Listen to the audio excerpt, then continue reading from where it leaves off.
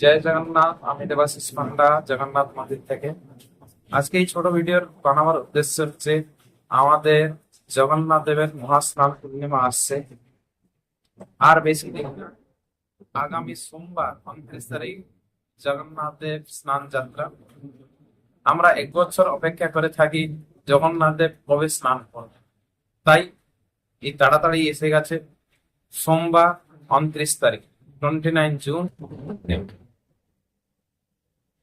আজকে এই ভিডিও বানাবার উদ্দেশ্য হচ্ছে ওই দিনে আপনারা কোন সময় পুজো দিতে আসবেন, কি সময় আসলে ভালো হয়, আপনারা কি করতে পারেন, এইসব নিয়ে একটা এই ছোট ভিডিও বলে দিতে চাই।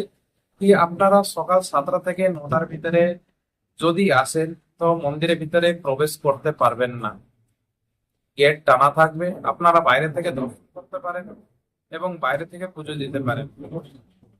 9টা থেকে 10টা, 10:30 পর্যন্ত জগন্নাথ দেব, বলরাম দেব, মা সুভদ্রা দেবের মহা অভিষেক কার্যক্রম চলবে।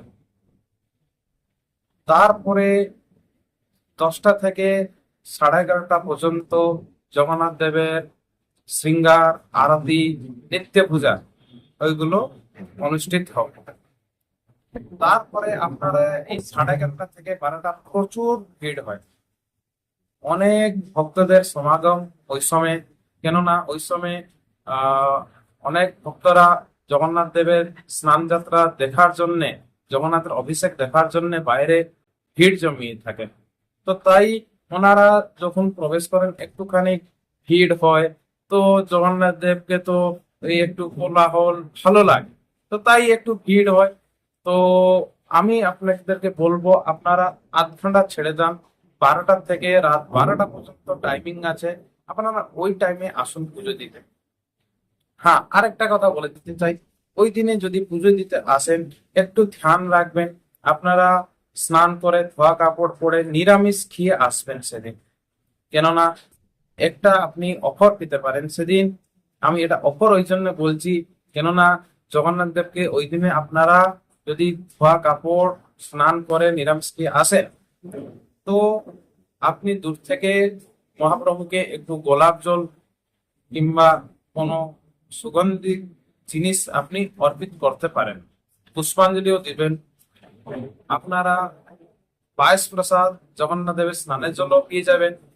তো তাই চেষ্টা করুন, 12টা থেকে রাত 12টা পর্যন্ত টাইমিং আমি দিয়েছি, আপনারা ওই টাইমে আসতে চেষ্টা করুন।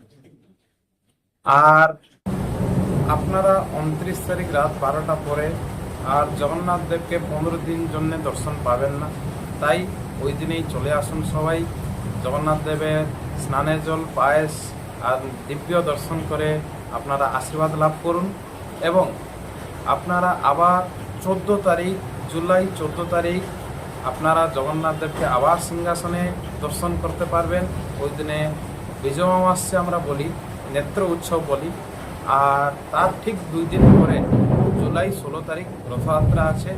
আপনারা ওই দিন সকাল 8টা থেকে দুপুর একটা একটা পর্যন্ত আপনারা পুজো দিতে পারেন। তারপরে নানান রকম কার্যক্রম মন্দিরের পরিষ্কারপত্র হয়ে আবার বিকাল 4টের সময় রথযাত্রা শুরু হবে। তো তাই চেষ্টা করুন রথযাত্রার সময় সকাল 7টা থেকে দুপুর 1টার ভিতরে চলে আসতে। আর বেশি লেট করবেন না, বেশি লেট করলে আর পুজো দিতে পারবেন না। আর আবার বিকাল 4টে থেকে রথযাত্রার আপনার রথের উপরে মহাপ্রভুকে দর্শন পাবেন। জয় জগন্নাথ, সবাই ভালো থাকুন।